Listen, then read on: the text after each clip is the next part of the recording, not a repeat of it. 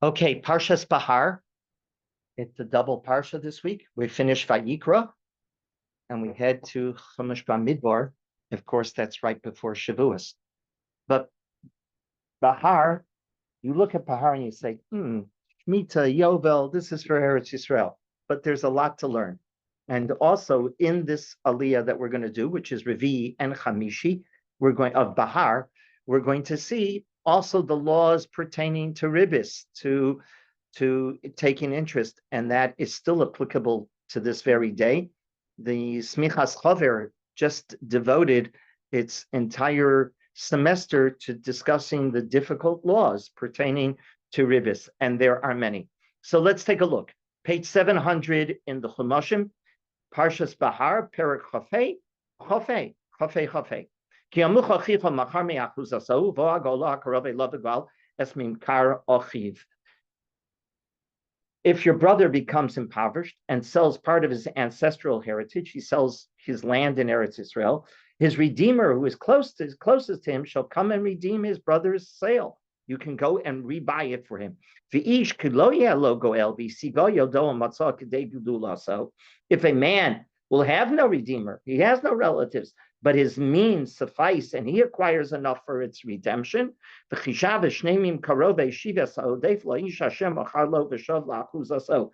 he shall return the years of his sale and return the remainder to the man to whom he sold it, and he shall return it to his ancestral heritage. In other words, the major goal is that people do not lose their land that they were given in Israel. Everybody was given a portion in Israel when we came in with Yoshua. The idea is, yes, we understand the cycle of wealth. Sometimes you have to sell your land, but the idea is to once again retain it, to once again be able to buy it back. But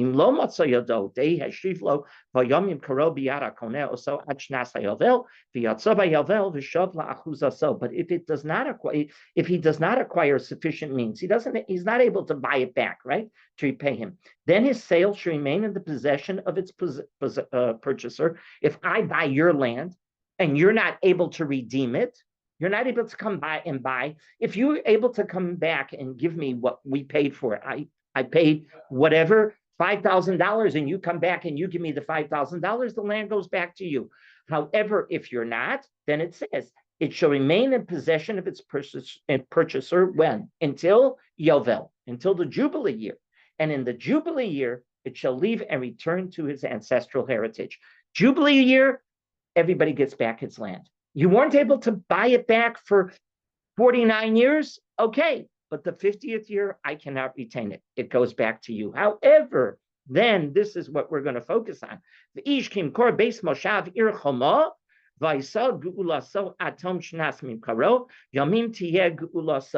If a man shall sell a residence house in a walled city, its redemption can take place until the end of the year of its sale. You have 1 year to buy it back. I bought your house in a walled city. You owned a city in a walled city. You have 1 year to buy it back. Its period of redemption shall be 1 year. After 1 year, it retains with me. And Yovel, it does not go back. But continue on.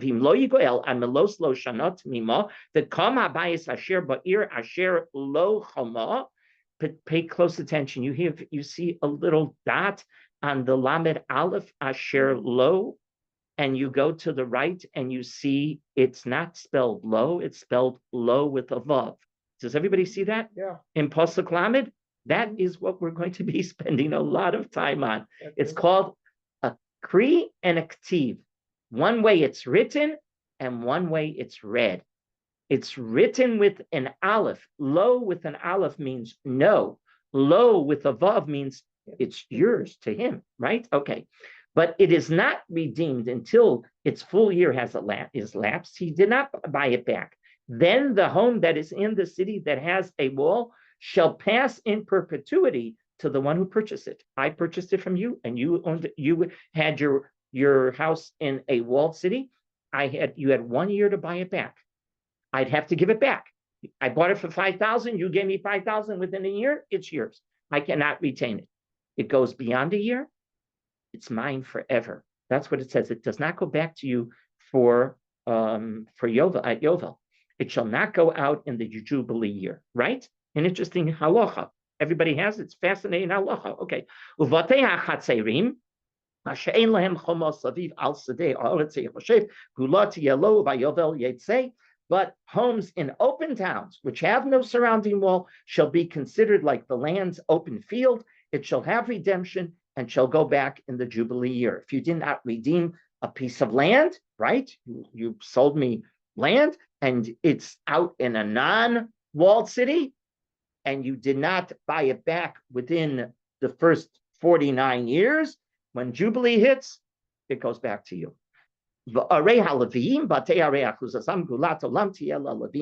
This excludes the houses of the Levites. Levim are the clerics. Levim, so the halacha, the Torah says, as for the cities of the Levim, they had very specific cities, and they weren't even counted in the regular census. The Levim were the clerics who ran the Beis Hamikdash. The homes and the cities of their ancestral heritage, the Levites shall have an eternal right of redemption. You don't get to hold on to that, right? Okay.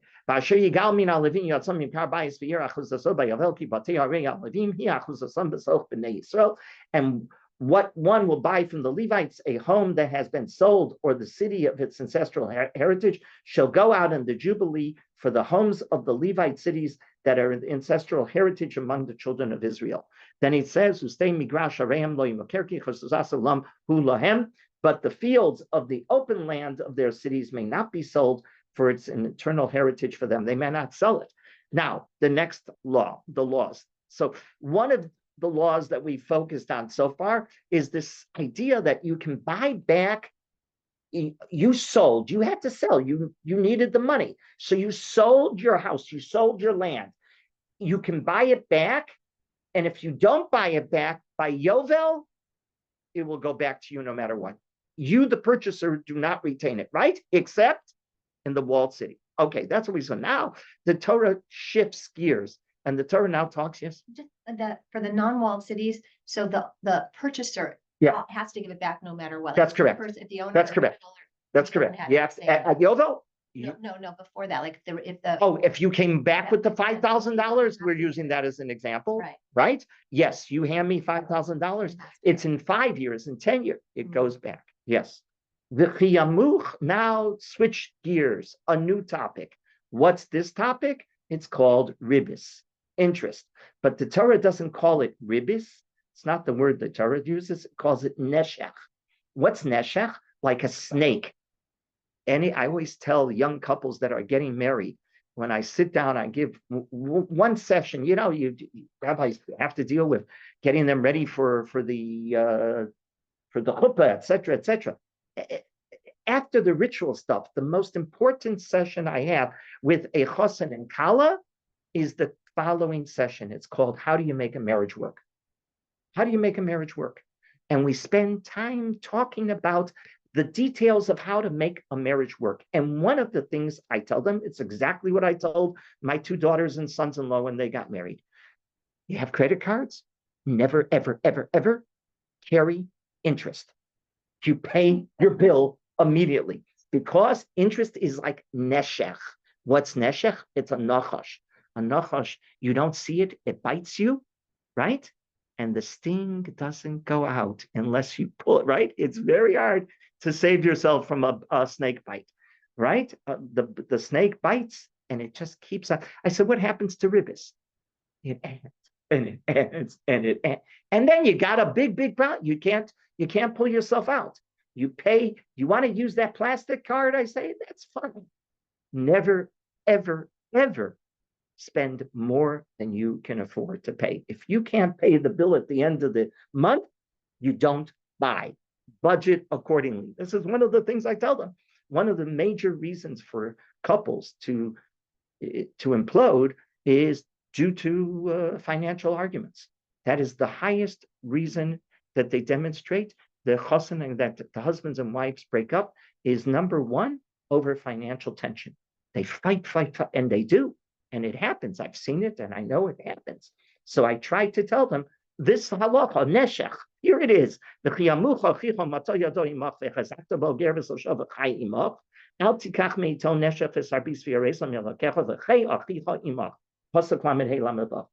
your brother becomes impoverished and his means falter in your proximity, you shall strengthen him, proselyte or resident, so that he can live with you.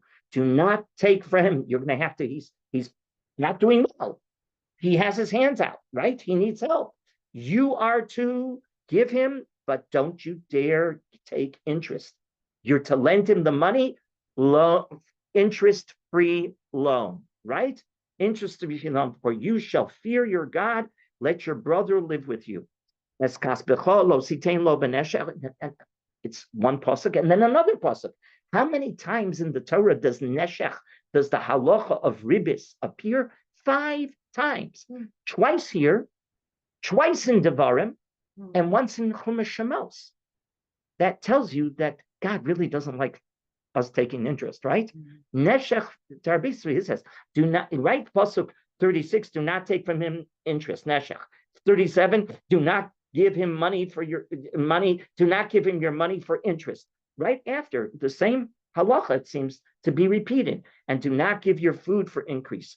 Finally, Ani Hashem Elokechem Asher Hotzesi Eschem Eretz Yisrael Loseis Lochem Es Eretz Canaan Lios Lochem Le'Elohim. I am Hashem, your God, who took you out of the land of Egypt to give you the land of Canaan, to be God unto you. Okay, the Rav, let's talk about the first part and then we'll talk about Neshech. The Rav discusses the laws of ownership of the land of Eretz Yisrael. It sounds like it doesn't apply to us today. First of all, we don't even know when Yovel is. The only thing we do in commemoration of Yovel, we lost count of Yovel. And Yovel required a Sanhedrin. We lost count of Yovel. So we do have Shemitah, you know that. We have the sabbatical cycle in Eretz Yisrael. I don't remember how many years till the next Shemitah, but it's just a few years. It feels like, it comes on. Well, it's covered every 7 years, right? It moves fast. Life moves fast. So you wonder, hey, Shemitah is Eretz Yisrael, Yovel is Eretz Yisrael. This has nothing to do with me. I'm not living in Eretz Yisrael. That's nonsense. The Rav learns a fantastic moral lessons from these psukim. So let me show you what the Rav has to say. Take a look at Pasuk Chaf Hey, the opening Pasuk. Ki yamuch achicha umachar me'akuzaso, right? If a man will go become impoverished, and he sells part of his ancestral heritage, his redeemer who is closest to him shall come and redeem his brother's sale. Does that sound familiar? It should sound familiar because we're going to read a Megillah on Shavuos all about this story, which is Rus. But we'll come to that in a few seconds. The Rav notes this verse. The Rav starts, V'chiyamuch achicha. If he becomes a destitute. It doesn't just say he's a destitute. He's becoming a destitute. He's in the process of becoming a destitute. And the Rav reads into this a lesson that is so true about life. The Torah is teaching us that in life there is a tragedy that is unique to becoming. The becoming, it's beyond just being. It's the becoming. Becoming is suggesting the experience of losing something and then trying to regain it. I'm becoming, I'm losing it, and I'm trying to regain it. The Rav quotes the Gemara in Yuma 29a that reads, and you know this very well, it's a reality, the rabbis are telling us a reality of life. It's more difficult to relearn something that's forgotten than to learn something new. If you had the knowledge and you have to relearn it, it's harder than learning something new. This reflects the truth of life, isn't it? It's difficult to rebuild much more than to build anew. Building a new business is exciting.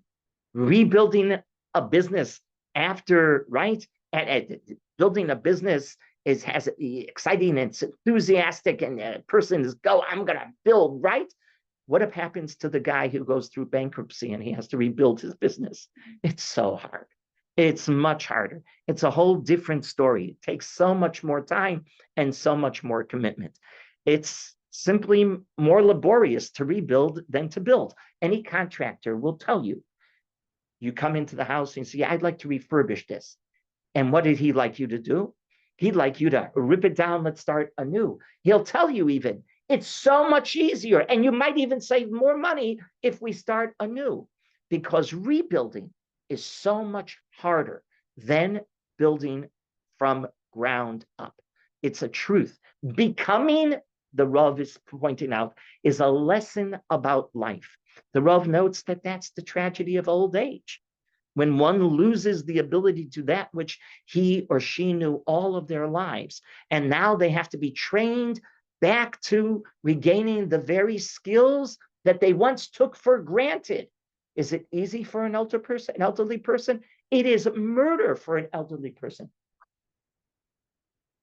Oh, okay. Thank you. Okay. Okay. Now she's in. Okay. It is so difficult. It's never the same as it once was. If an older person loses that talent, right? And they have to relearn, it's the becoming. And the Rav says the Torah is telling us it's so much easier, not becoming, but if you learn it from beginning. Okay, that's one point he points out. Take a look at Pasuk Lamed.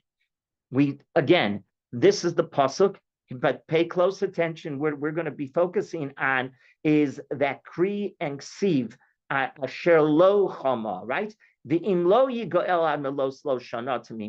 If you live in a walled city, right, and you sold your land, you have 1 year to buy it back. If you don't buy it back in 1 year, you can never buy it back again. Unlike on a non-walled city. A non-walled city, it goes back to you by Yovel, right? It goes back to you by Yovel. We're talking about in Eretz Israel. Your heritage, your family property is the best thing is that you retain it. You had to sell it because you didn't have money.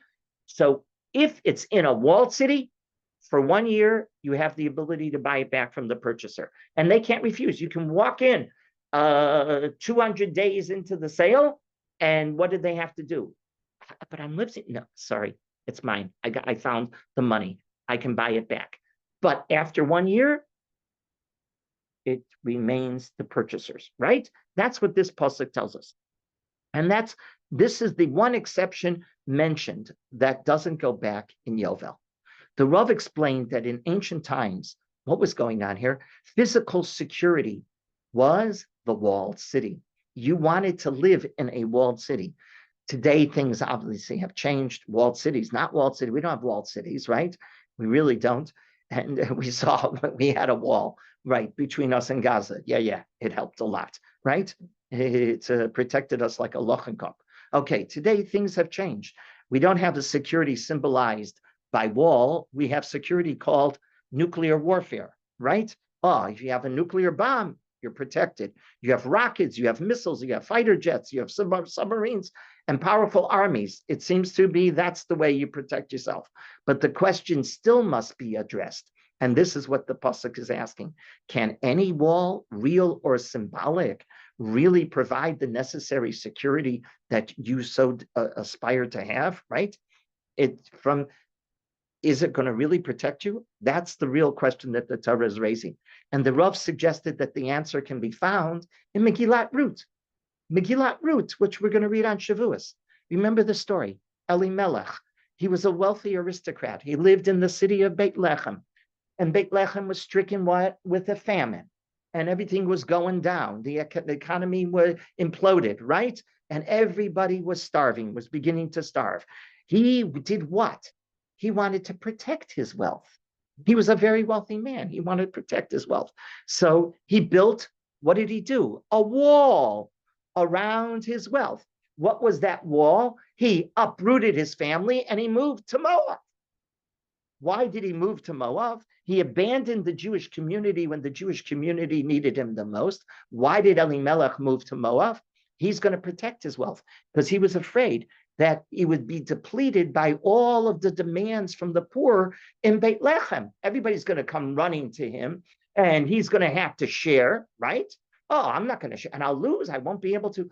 Understand, Elimelech was an extremely wealthy man. He had more than enough to share, and he had more than enough to provide for his family.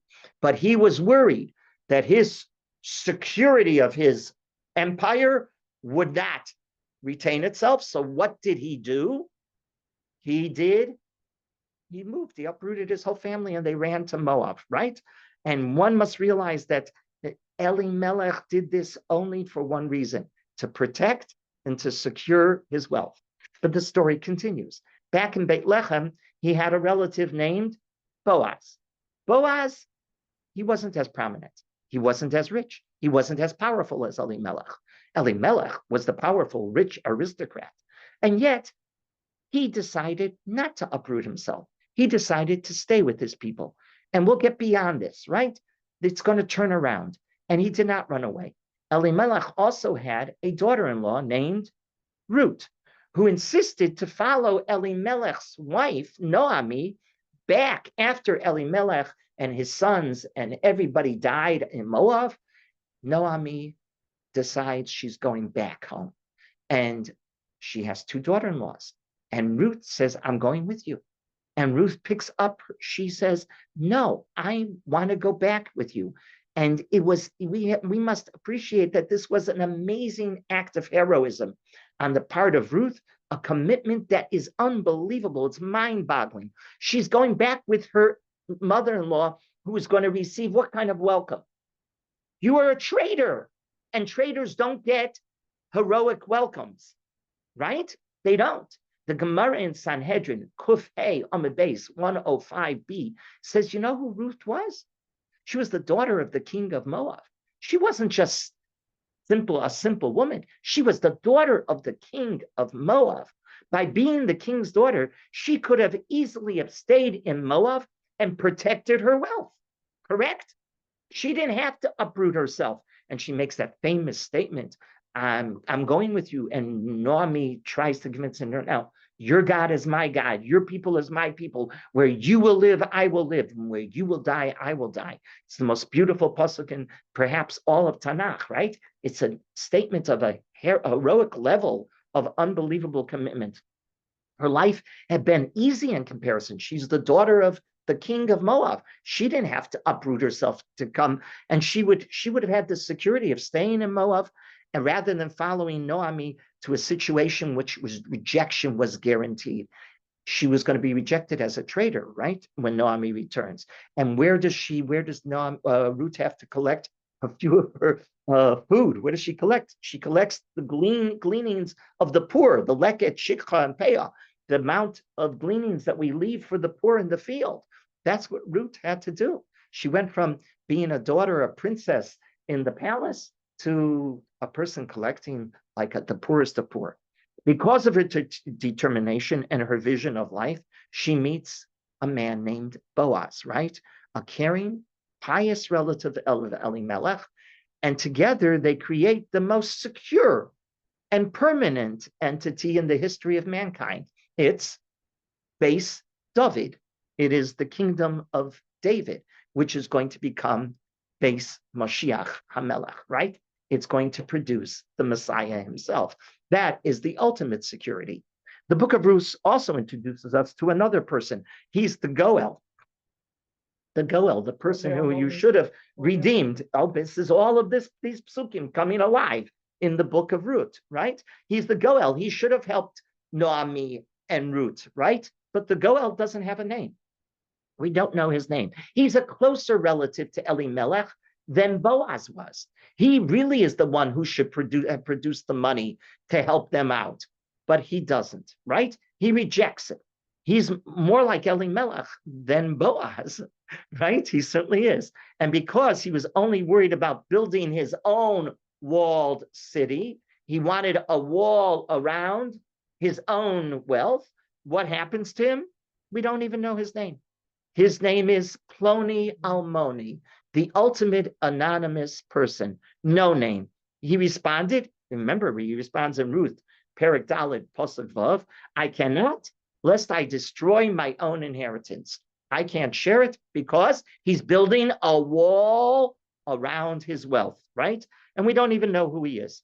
But if this is all true, we're left to wonder how the Torah rewarded, if you will, the one who purchased the land in a walled city, right? What did we say about a walled city? You have 1 year, and after the 1 year, what happens? You can't redeem it. Why should they be rewarded, the person who bought it in the walled city? And it does not revert in Yovel. Why should it? When we learned in Ruth that building that wall around your wealth is not a good thing, right? Something seems not to add up. And the Rav suggests that the answer is found in the Kri and the Ktiv of this pasuk. Remember the Kri and the Ktiv. It's written one way and it's read a different way. Asher lo chama. Asher lo chama. Lo chama does not have, it's written like it does not have a wall, but that's not the way we read it. We read it and it does have a wall, right? Which one is it?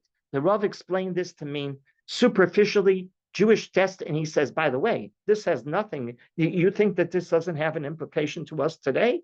This concept, it certainly does. He says it still has an enormous impact upon our lives. He says, superficially, Jewish destiny, I'm reading the Rav's words, superficially, Jewish destiny may seem to be an unwalled, insecure situation, but that's only an illusion. We think we're under attack. Always we're under attack. We're not walled in. Indeed, if one studies Jewish history, right, one must, out of necessity, read the verse with above, because Jewish destiny is protected by whom? We should have been lo choma. We didn't have, with an aleph. We didn't have any security. No, but we do have a security. It's upstairs. We're still here. It's unbelievable. It's like Yechiel Leiter, the ambassador, said on Shabbos, and when he spoke beautifully on Shabbos afternoon, he said, we're the only people that are arguing, is it a miracle? Isn't it a miracle? But 6 Day War, was it? Give me a break. What are we debating about Yom Yerushalayim? What are we debating about Yom Ha'atzmaut? There should be no debate. Open your eyes, open your ears, and open your brain and look at what happened. We shouldn't be here. There shouldn't be no state of Israel. It shouldn't be on the news every day. This no other country that size is on the news on every day. It's only what? Mostly it's But it's the focus of the world's interest. It's the focus of the world's interest. What in the world is that about? And let me tell you, you're going to say it's the Holy Land. It was the Holy Land only when the Jews came back and then they wanted it, right? It's always this little people of 15 million, 16 million, the world around. That's all we are, 15, 16 million. It's Rabbi Sachs, used to say, it's an error in the Chinese population census. You're right. That's how many we are. You won't even notice them in China, that amount of people.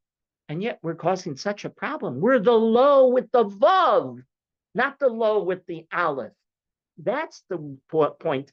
The buyer is the low with the vav, not the low with the aleph.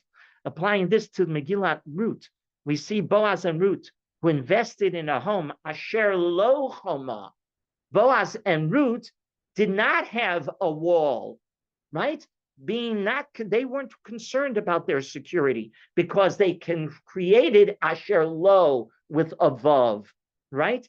They did, as the Rav wrote. The Sefer Torah of Elimelech and Ploni Almoni apparently contained only the Kri, the way to read it, with the aleph, and not the Ktiv with the vav. They believed, we better take care ourselves because we don't have any security. They read it with an aleph. They didn't read it with a vav. And that's why they superficially didn't understand what was happening to them, right? Boaz and Ruth had a Sefer Torah that contained both the Kri and the Ktiv. They both realized there is a tension. Of course, who's going to give us the security? It's HaKadosh Baruch Hu. And thus, they were able to create eternal security, right? Boaz and Ruth are the ones we celebrate. We don't celebrate Elimelech, and we don't celebrate Ploni Almoni.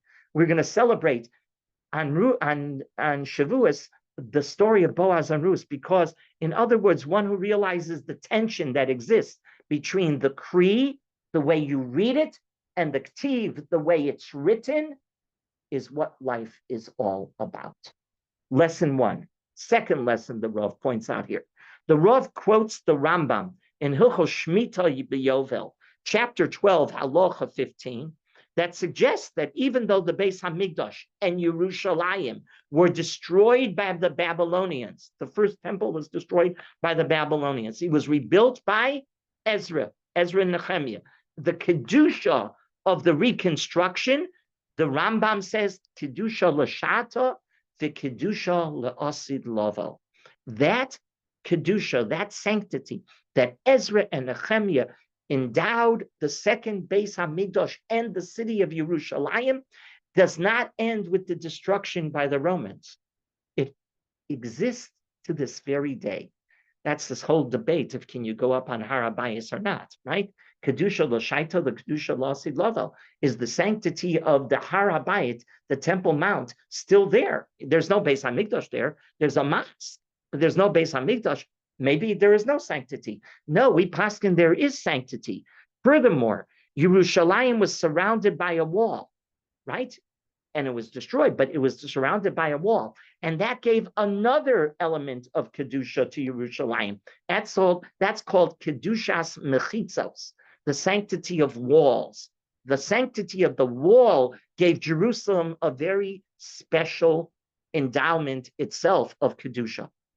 And the Talmud in Erechin 32b, Lamed Beis 32a, derives this lesson.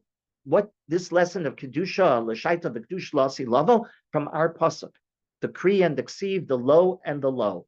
The Rav explains that a city with a wall provided its inhabitants with a sense of extra protection, right? That's when you feel extra protection. When one feels more protected, he's able to serve Hashem with an increased freedom and tranquility. Oh, I'm protected. I can serve Hashem with more of a sense of tranquility. By the Torah using the Kri and the Ktiv, the way it's written and the way it's read, it was teaching us that even if the wall is destroyed, the extra sense of security which was added, an air of Kedusha, by being a walled city, never stops. Or in the words of the Rav, the extra sense of security that the Jew feels must not be broken even when the wall no longer exists. Again, the extra sense of security that the Jew feels must not be broken even when the wall no longer exists. Now, how in the world does that apply to us today? Rabbi Soloveitchik brilliantly says, it's a lesson of our modern situation in the state of Israel. We're surrounded by so many large and powerful nations that you would think we wouldn't exist, right? We went to war. If anybody can't realize that 1947-48 was an enormous miracle, they're blind and stupid, utterly blind and stupid. They just don't read. They don't know. I wasn't born in 48, but I've read enough and I heard from my parents, the great miracle. Nobody thought this country would exist. That on Hey Iyar, on the 5th of Iyar, May 14th, a Friday, that Ben Gurion decided he's going to declare a state of Israel. And the next day, all of the nations surrounding us attacked us. We shouldn't exist. They were so much more powerful. We didn't have we had not a very good army. We had the survivors who didn't understand the commands from their commanders because they were survivors coming from Europe. They didn't understand the Hebrew. You had commanders telling them. That's why, by the way, more soldiers died in the 48 war than almost any other war that Israel has fought, because there was that tension, and yet we won. and we repelled the Egyptians, and we repelled the Jordanians, and we repelled the Syrians, and we repelled the Lebanons, and Iran, and Iraq, and all of the countries that came attacking us. It is an unbelievable. Asher lo, with an aleph, we didn't have security, but Asher lo, we did with a vav. We had a choma. What was the choma? HaKadosh Baruch Hu. And when you believe that, like Boaz and Ruth did, what do you have? An eternal structure that is constantly secured. The Rav understands these psukim as modern day life. Asher lo, asher lo. Understand, you have to appreciate the tension. We don't have security. What are we worried about Iran now? We're worried that they're going to get a nuclear bomb. And they say this crackpot of a cleric that runs that country, he says he's going to drop it on Israel. He's going to drop it on Israel. Asher lo choma, with an aleph, right? No, asher lo choma. We have asher lo choma, and we can never forget it with a vav.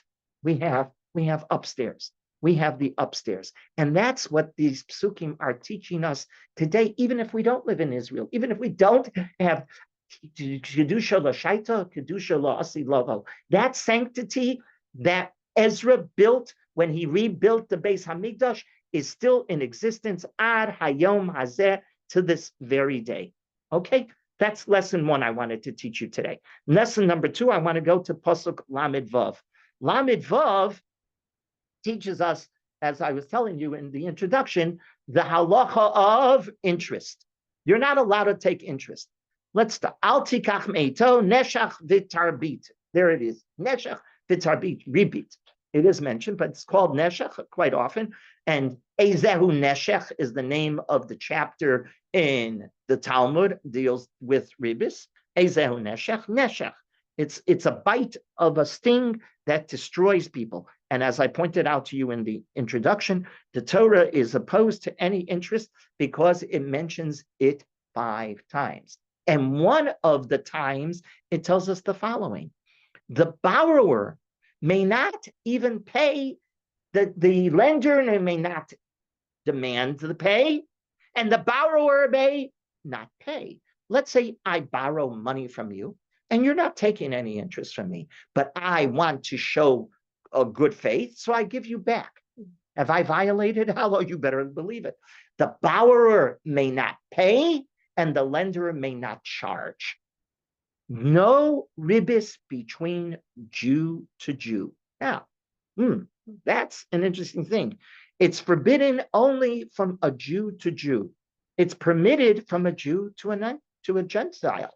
So that might sound like not very moral, not very fair. To be honest, interest doesn't make any sense. The prohibition of interest makes no sense. Why? Is there anything morally wrong with if I lend you something, I charge you a rental fee? No, you borrow my car. You're renting my car, not borrow. Borrow is different. You rent my car. I go into Avis to Hertz, to whichever company you like. This is not a commercial, right? I go and I rent. Can you rent a car? Yeah. Are you going to pay a fee? Yeah. Is there anything wrong with it? No. You rent my house. Are people leasing homes all the time? Do you pay me a fee? Why shouldn't you pay me a fee? That's the way the economy works, correct? We rent and we borrow, etc., etc. You borrow, you rent my money. Let's use it. Let's call it this way. You rent my money. You say, I need $1,000. Why shouldn't you treat it like you're renting my house? You're renting my car. You're renting my camera. You're renting whatever. People rent things all the time. And they do charge a fee. That fee is called interest. No, you can't do it, the Torah says, on money. Sorry, you can't do it on money. You cannot charge. You rent to me the house. Is there any halacha that I can't pay the rent? What are you talking about? I can pay the rent. Jew to Jew, I can pay the rent 100%. But you lend me money? No, I can't charge you anything. I have to pay you the principal and nothing more. Does that make sense? Yeah. It does? It 2 becomes- seconds, 2 seconds, hold on 2 seconds. If it is morally abhorrent, then the Torah should have made it across the board for Jew and everyone. Why is the Gentile treated differently? Correct? Why is the Gentile treated differently in this situation? It can't be a moral issue. Because if it was a moral issue, is a Jew allowed to steal from a non-Jew? God forbid. God forbid. And the rabbis make it very clear we're not allowed to. So why can't we charge the non-Jew? It can't be a moral problem on the face of it. Go ahead. So the situation when like I need to get money from someone, like probably I'm in trouble. So I'm already going through difficulties. Not So necessarily. You want to invest. People do this all the time. That's the way the economy works. You want to invest, but you don't want to use your own money. These guys that build big empires, what do? What do? They don't take out of their, they go and they to the bank and they borrow, correct? And they borrow big and they're building, they're going to build empires. They're buying and selling. What do? They don't buy and sell they don't use their own money. What do? They use somebody else's money. That's the way the economy works. yeah, but it also can be the case can be. where like I'm in need. Yes. Like, I'm paying Yes. money. Yes. The situation to not get me in a bigger trouble, you're not charging the interest. Okay, but what if it's not that situation? Let me That's the let's situation. one, That's outlined in the text. well, 1 second. Let's say it's business deal. Can I charge you you're a wealthy person. You're the wealthiest person in the city and you come and you want to borrow money from me. Can I give it to you on interest? No. Now you're not in trouble. I'm violating the same halacha of ribis as if a poor person came to me. Correct? Okay. The But Rav doesn't explains. Don't you treat your family differently? Oh, okay. You got it. Okay. So the Rav explains, always the Rebbitzin has the answer. Okay. The Rav explained the prohibition of a Jew taking interest. I was building the case for you to understand, right? The tensions, the mystery of what's the answer. Okay. So we understand there's a problem. So now we get to the answer. What's the answer? Rabbi Soloveitchik says the Jew taking an interest from another Jew is all described in this mitzvah by one word, achicha. Achicha. He's your brother. Interest becomes morally wrong when you're a member of the family. You don't charge your brother. You don't charge your father. My father comes and wants to borrow money from me. I don't charge my father money, anything. Yeah, here's a loan free. You need $1,000. Here's $1,000. Don't give me 1,100. I don't make money off my family. If we're all achim, if we're all brothers, then what happens? Then you don't charge. Oh, that's what the Torah is studying. If you give your brother or your father, you would never think of collecting interest. It would be naturally an interest-free loan. So that's what the Torah is telling us. In such a light, the Rav's words make total sense, and I quote the Rav. Taking interest does not constitute a civil wrong, but rather a deficiency of high moral conduct. Because who are you taking it from? You don't realize your fellow Jew is your relation. Every Jew is related to every Jew. We're all brothers and sisters. And this explains an oddity in halacha. And this is gewaltig. This is precious. I might even use this in a drasha because it's so powerful. The Rav says, where should the halachos of ribis be in the Shulchan Aruch? We have the Code of Jewish Law here. Code of Jewish Law is divided in 4 sections. Orach Chaim, right? Even HaEzer, Choshen Mishpat, Yoredeya. Those are the 4 sections of Shulchan Aruch. Shulchan Aruch, Orach Chaim, is how you live your day religiously. All of the prayer laws are in there. How to run a minyan, how to daven, how to wash our hands, how to eat. All that's in Orach Chaim. That's the one we use the most because it's the everyday ritual section of the Shulchan Aruch. Hilchos Shabbos is an Aruch Chaim. Hilchos Yontif is an Aruch Chaim. How do you live your ritual life? That's Aruch Chaim. What's Eben Ezer? That's all about marriage. Marriage. That's the laws of chuppah, kiddushin, ksuba. All of that is an Eben Ezer. How did God forbid a divorce? That's an Eben Ezer. How do we issue a divorce, etc., etc. Right? That's an Eben Ezer. The personal relations between the sexes, right? That's in Even Ezer. Choshen Mishpat is civil and financial laws. How do we How do we deal? How do we do a business deal? There are halachas. The most complicated, by the way, is Choshen Mishpat. Okay, and then Yoredeya. What's Yoredeya? It's the ritual laws that are not found in the Orach Chaim. It's kashrus, it's hilchos mezuzah, it's hilchos sefer Torah. It's those kind of halachos that are in Yoredeya. Got it? Guess where ribbis should be? Well, where should ribbis now? I've given you the four. Where should it be? Of course, Choshen Mishpat. It's business. It's civil law, right? It's financial law. It belongs in Choshen Mishpat. I can open up Choshen Mishpat. And Choshen Mishpat's the biggest section of the Shulchan Aruch. I open it up. You're not going to find ribbis there. No. Where's it going to be? In Yoredeya. Huh? In Yoredeya? Where kashrus and hilchos mezuzah and hilchos sefer Torah is? What is it doing there? And the Rav points out, Yoredeya, you're being taught by placing it in Yoredeya. The rabbis were teaching us an important lesson. The laws of ribbis, are they the laws of taking interest? Is that only ben adam lachavero, man to man? Or is it also a halacha of ben adam lamakom, man in his relationship with God? You would think not taking interest is man to man, ben adam lachavero. That would be in Choshen Mishpat. By putting it in Yoredeya, what is Rabbi Yosef Cairo, the Mechaber, teaching us? Ribbis, the laws of interest, transcend personal relationships. There's another element to it, and it's what he wants. What does he want? One unified Jewish family.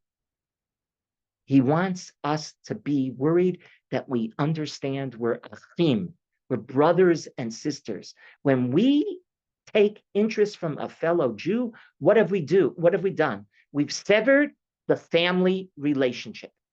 And God wants us to perceive that the Jewish people are one. We might not be a happy, but one family, right? We're one family. Families argue, fine. We do a lot of arguing, right? We're Jews, but hey, that's it. So that's why a Jew, I don't even know his name. And he's in trouble and he lets us know and he can live across the seas. And it gets back to us. How do we respond? Like Boaz or like Elimelech? We're supposed to respond like Boaz, correct? We're supposed to be the Goel. Why are we the Goel? Not a Ploni Almoni. We're supposed to be the Goel, the Redeemer. Why? Because it's my brother calling me, and my brother receives a response without taking interest. And that's what this halacha is teaching us. And finally, let's go to the following. And in that pasuk, the end of the pasuk lamed vav. Al tikach meito neshech v'tarbis v'yareso me'elokecha v'yareso. Right, and you better fear God. Why? Because God wants us to treat each other like brothers. Right. Then the last three words teach us a whole different halacha. V'chei achicha imach. Which means, and let your brother live with you. V'chei achicha imach created one of the most fascinating statements in all of the Talmud. In Baba Metzia, Samach Beis Amud Aleph 62a, the following scenario is presented. Two men are traveling on a journey, but they only have one jug of water. and they get lost and they don't have more water and they're in a desert. If both drink, they both will die. But if one drinks, one can survive. The son of Petura taught, the Talmud says, I'm quoting you the Gemara now, it's better that both should drink a little rather than one witness his companion's death. They're both going to die, but God forbid one should witness his companion's death. Rabbi Akiva rose and he said, I don't agree. The pasuk says, our words right here, V'chei achicha imach, and your life takes precedence over everyone else.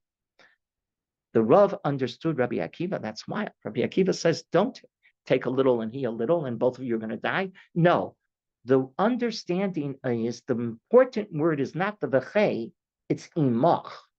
Imach, Rav Soloveitchik says. The two have to be side by side. There is no barrier between us as brothers. And yet, it does summon up a demand not for a full merger. You don't become me. I'm me, you're you. We're brothers, we're next to each other, but in the end of the day, I'm still an individual, you're still an individual. Rabbi Akiva was telling us the individual is sacrosanct at the end of the day. If you don't take care of yourself, are you good for anything? You're good for no one, and you're good for nothing, right?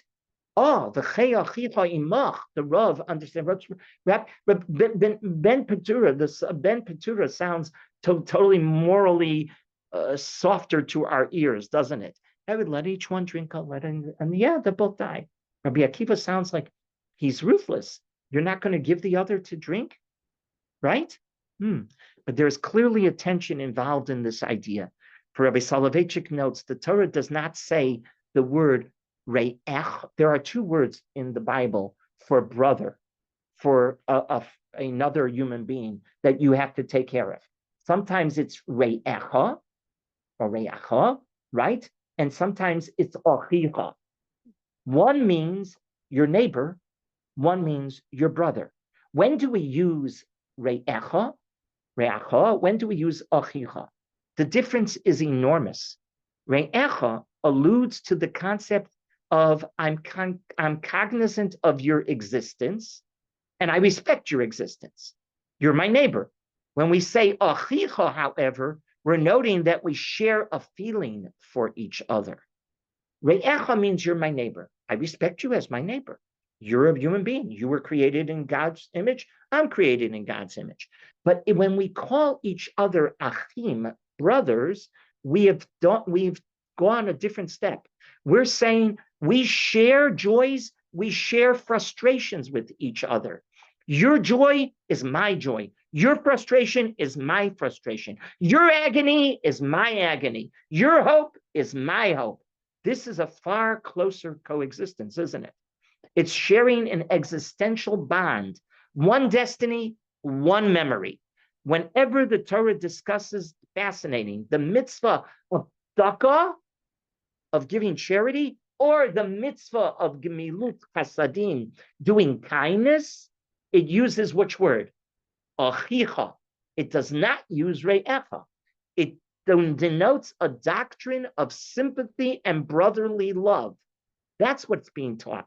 I have to look at a person when I give tzedakah that we share the same memory, the same destiny. Therefore, I have to respond because my brother is calling me, right? He's part of me.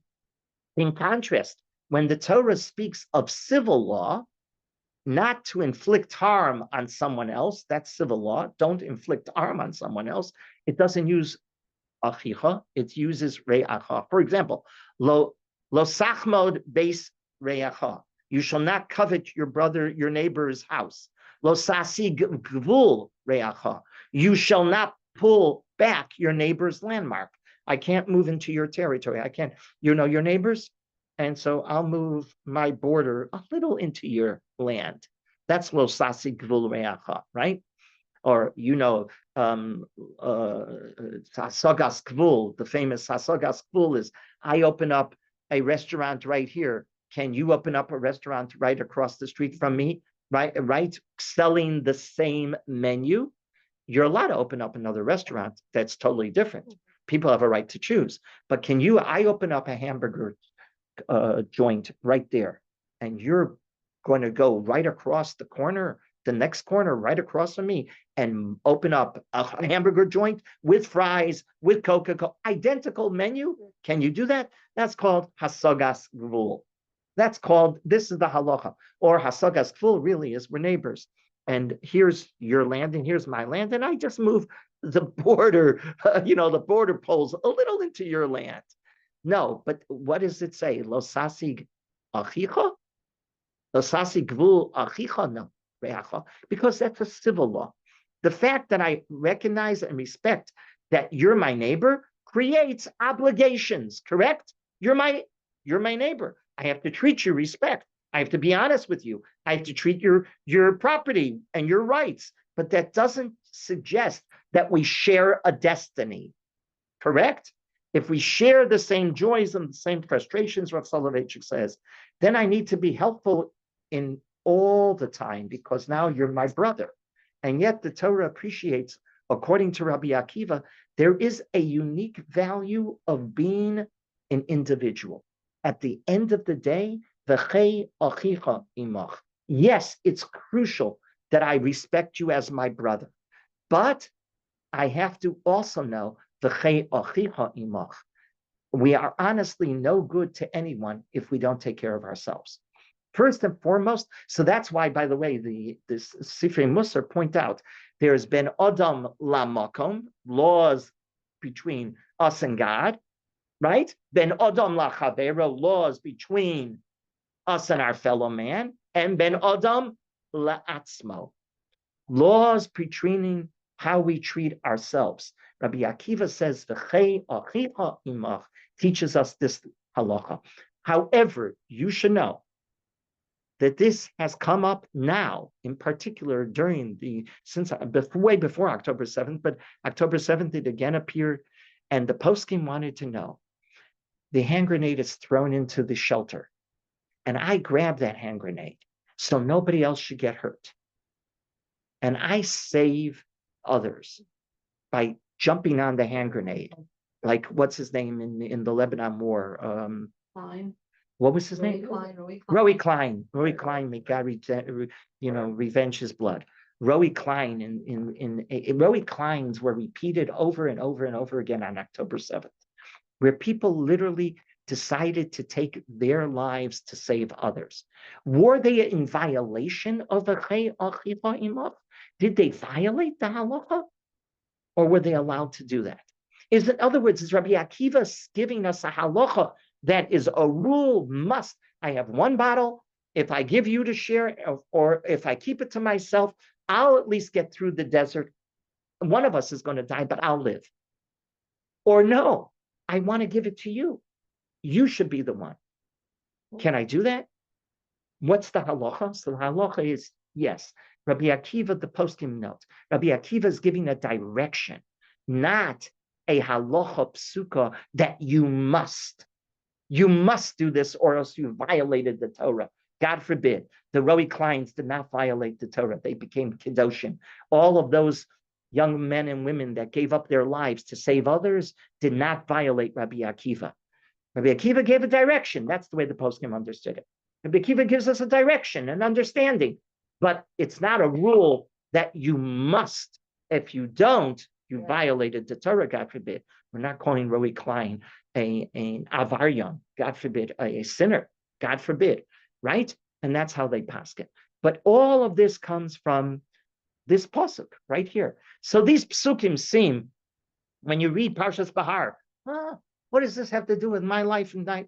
And I think we've demonstrated, boy, these psukim are replete with messages that deal with our lives day in and day out, right? We might not have Yovel impacting our lives per se, like a Jubilee law, but we did learn, what did we learn today? That all of the laws of redemption of land in a walled city has much more than just the technical law of a walled city, right? It really teaches the Kri and the Ksiv. that Kriya Ksiv is an important law, as Rabbi Soloveitchik demonstrated, is the underwriting of understanding the book of Ruth, right?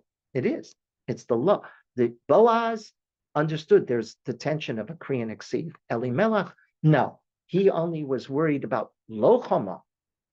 There's no choma. I better protect my wealth, right? Okay. And then we learned the laws of neshech. Why is ribis such an important law in Judaism, repeated 5 times in the Torah? Because it's at the essence of our peoplehood, how we treat each other as a family. We're members of the same family. That's why neshech is so morally apprehensive in God's eyes. It has nothing to do with economic morality. Economic morality, that has nothing to do. It matters if I take ribis from you, then I'm treating you not like a family, right? And that's what is wrong, and that's why it's in Yeridea. And finally, we learned this what the Gemara discusses in Baba Metzia of the value of the individual being so important. Yeah. Well, I was looking at this last year, the idea of rebus. I had to give a speech for my grandson. And I understand rebus is not just money. It's like if I borrow 5 eggs from you and I tell you I'm going to give you back 8 eggs, right? You're not allowed to do that. If I was like in shock to learn that. Right. That's Right. not just Right. If I borrow, but if I rent something, yeah, you're right, 100%. If I borrow 100%, but if I rent something, I have every right to charge you, right? I can rent you a piece of land. I can rent you a house. I can what? You don't, like in the Yes. example you gave, where somebody comes to you because they want to invest, you can go into partnership with somebody. 100%. Okay, when we have Heter Iska documents, but one of the most complicated areas in halacha is this area of how to avoid ribis.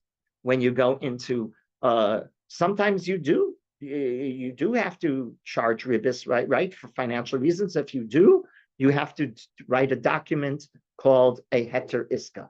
Changes the whole, it's not interest, it becomes part of the document, changes the interest into a business deal. It's a loophole, it's a legal loophole, but it's done to avoid violating ribis. Yes. No, when I borrow the 6 eggs, I can't return 7.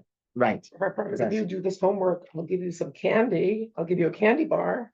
Isn't that also something? Well, that's no, that's Or I'll give you 2 candy bars if you give me 1.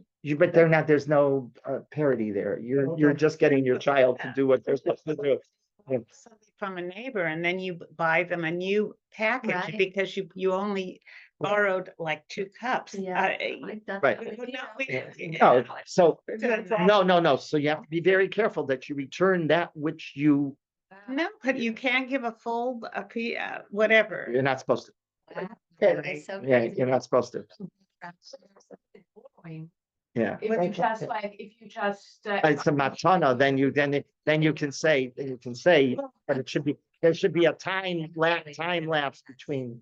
There is way to avoid it. There's ways to What's avoid that it. document called again? Heter That is Iska. Heter Iska. Yeah. The Bate Din will take care of that for you. Yeah. Okay. Thank you very much. We're next week, no Shiur. Actually, this was the last year for this season. Oh, Because and then it's starting, well, yeah, next week is already Erev Shavuos, and then summer, and I'm traveling in, out, weddings, Baruch Hashem. So I can't keep up. I'm here on a Wednesday. I'm not here on a Wednesday. It's really crazy, but okay, you got it. Thank you. My pleasure. Thank you.